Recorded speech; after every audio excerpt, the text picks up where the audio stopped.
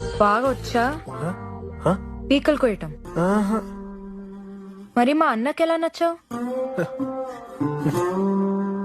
నాకైతే నిన్ను పెళ్లి చేసుకోవడం ఇష్టం లేదు. మా మామని చేసుకుంటా.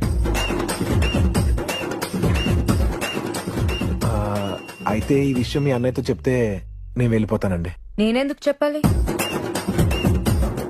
ఆ, చెప్పపోతే పెళ్లి చేస్తారండి. చేస్తే నీతో ఉండిపోతానా? కాఫీలో విషం వేసి పెళ్ళైన వారమే చంపేస్తా. కొన్ని దినాలు ఏడిస్తాను, క్యూట్ గా ఉంటాను కదా. మా అన్న కరిగిపోయి ఏం కావాలంటాడు. మా మావని అడుగుతా.